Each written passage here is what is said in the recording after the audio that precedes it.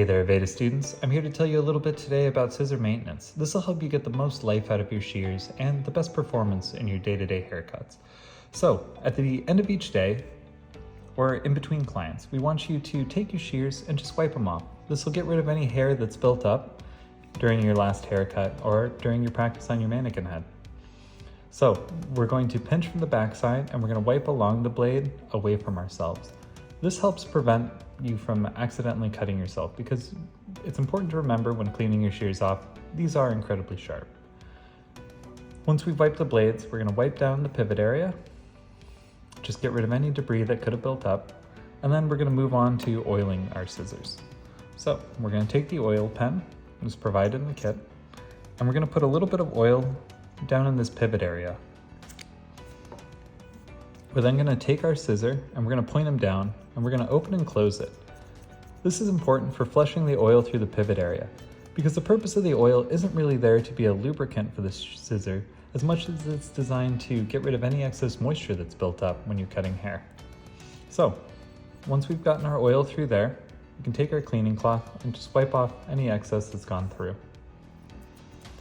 The next step is going to be to check our tension. It's important to do this at the end of each day because, especially on a new scissor, there's a little bit of a break-in period. There's plastic parts and washers inside of the tension system in the scissor that helps it feel really smooth, and those pieces will contour to the internal shape of the pivot area of the scissor. And so early on, you're just going to want to make sure to keep up with your tension because you can find your shear will get a little bit loose. So the way we check our tension is we're going to take the finger side of the scissor, we're going to lift it, we're going to drop the handle, and you can see my shear right now is closing itself all the way. We don't really want this because that means the blades aren't making proper contact with each other, and that can lead a shear to some common issues like folding hair.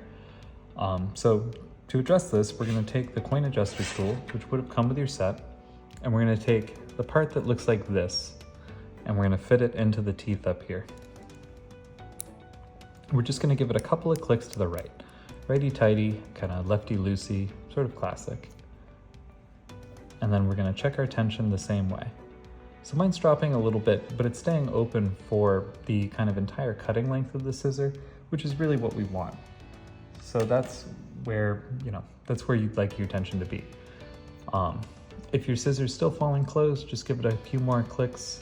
If your scissor feels a little bit too tight and is not dropping at all, give it a couple clicks to the left to loosen it. Doing that at the end of each day is going to maintain kind of optimal performance for your cutting shear. Now, it's especially important when you're looking at your thinning shear. Because of these teeth, if your scissor gets too loose, the blades can cross over each other, and that can cause the shear to bind up and catch, potentially causing some damage to your scissor. So with your thinning shear, it's especially important to stay on top of that tension and avoid it being too loose at all. We really want this one to stay all the way open when we adjust it. So you see how it didn't drop at all there? That's kind of what we're looking for with this scissor, and that'll avoid any issues from applying too much thumb pressure, causing your shear to bind up. With these couple little tips and this sort of ritual you can do at the end of your day, this will help you get the best life out of your scissors.